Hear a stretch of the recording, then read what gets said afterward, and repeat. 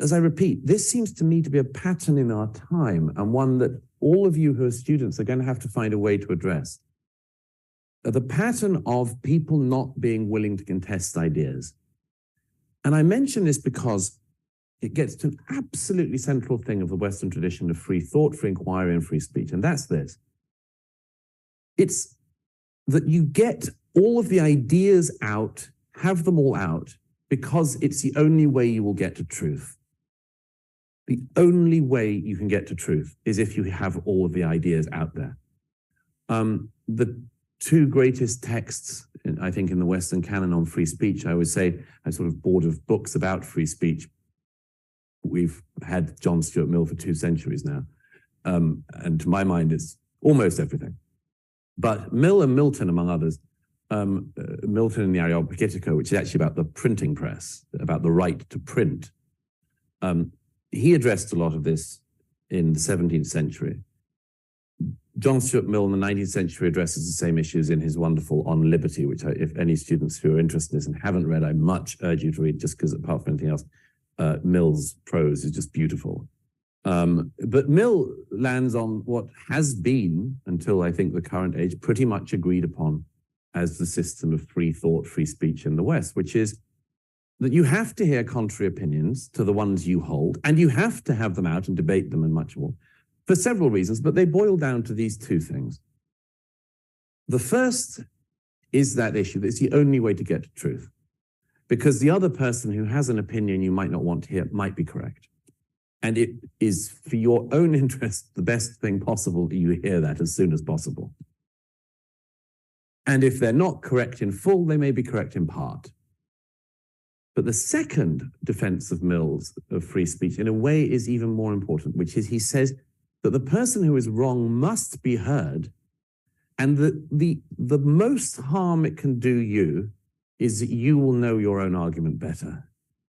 It's a brilliant piece of prose in which he explains this. He explains how you'll need to test your own knowledge against erroneous opinions every now and then, and you might need them to come along, and that can include horrible opinions, and almost certainly will.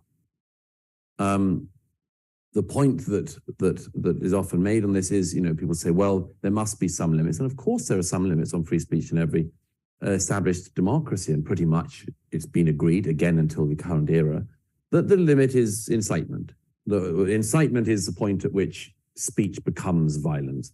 But up until that point, everything is allowed. When I was at Oxford, I remember there was, and I was the age of some of you present, there was a pseudo-historian of his day called David Irving, who was a famous Holocaust denier. And he was invited to speak at the Oxford Union. And I remember as a student with my fellow students rowing endlessly about this. I took the position that he shouldn't be allowed to speak. I think now I was wrong, but I think I was 20. What did I know? Anyhow, but the point is I realized I was wrong in retrospect, because actually him going and being faced with historians who countered his points, and the students knowing that such a person was out there with such an argument, made everyone learn more. And that, in our own day, is going to be a very, very important thing. I mean, for instance, think of the consequence in a society if we weren't very knowledgeable about the Holocaust because we'd said these issues are things that you can't discuss. And then somewhere down the line, somebody comes along who's, like Irving almost was, done a lot of work, knows better German than you do, and much more. You would want to be very, very well prepared for such a person, for such a time.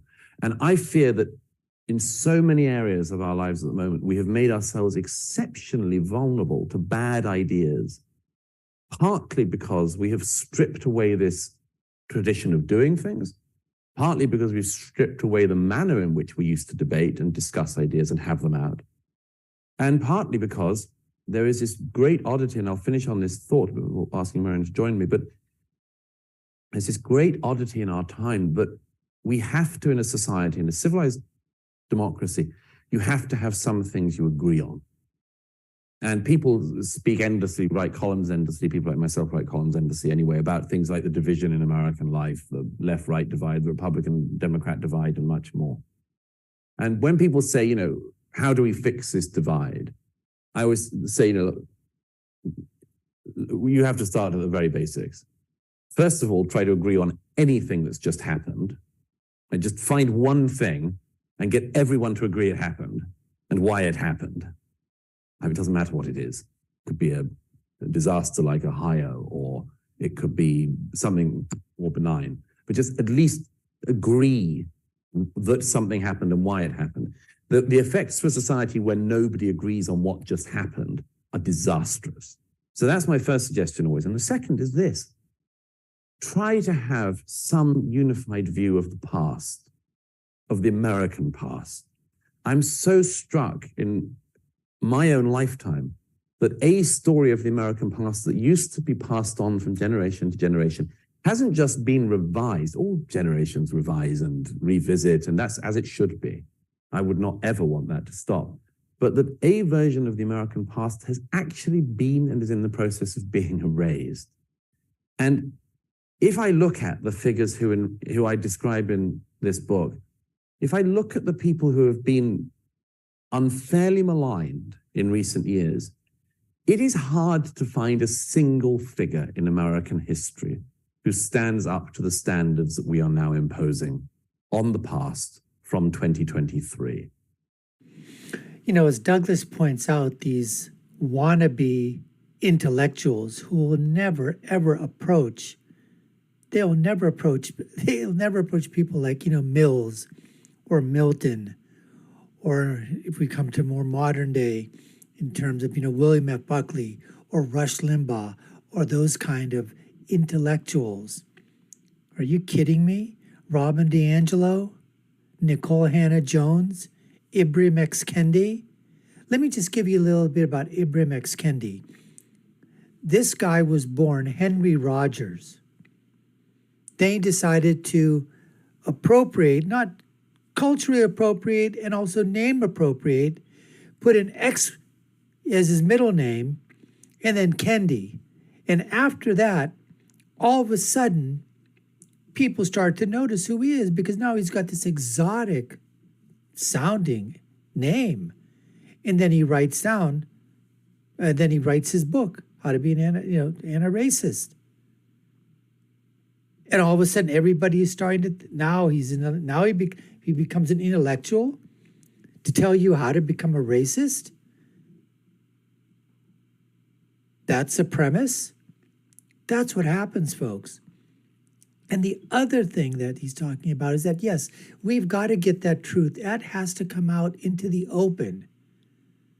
Even if that means we have to listen to lies. We have to listen to the bending of the truth. Because that's the only way we're going to be able to get those ideas out in the open and then be able to pick them apart by finding out where are they coming up with that statement? Where are they coming up with that supposed fact? Can we find the source for it? Is there a source, or is this just conjecture, or is this being made up?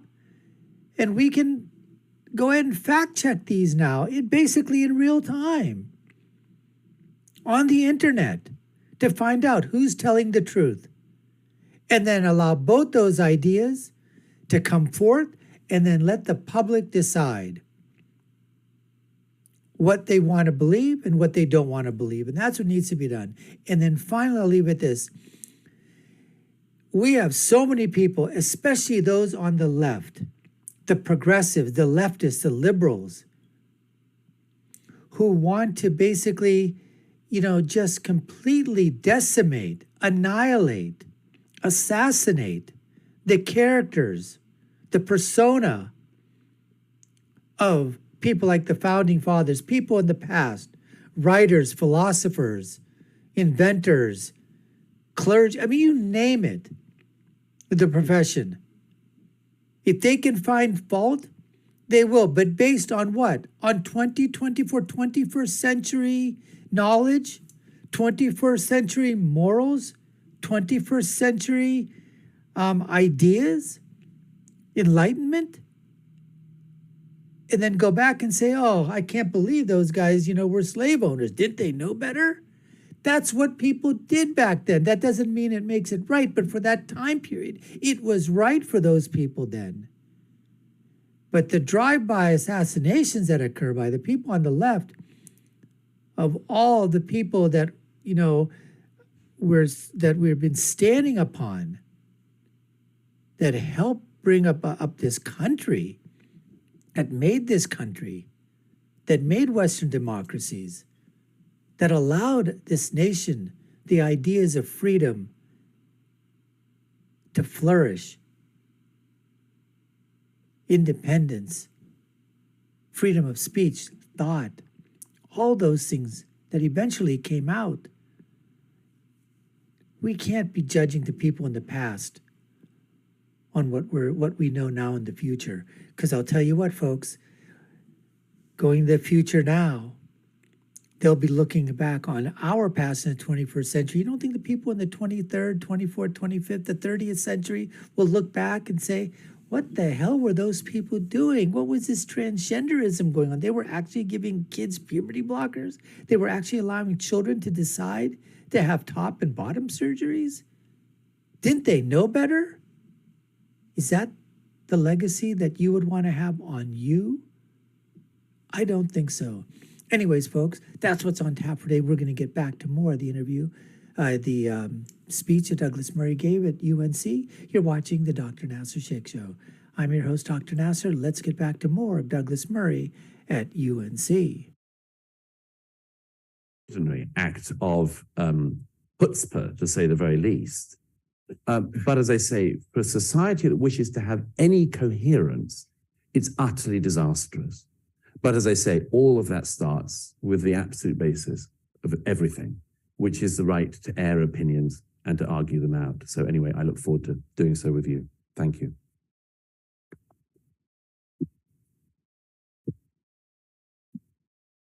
Maybe we should sit here, yeah? Yeah, sure.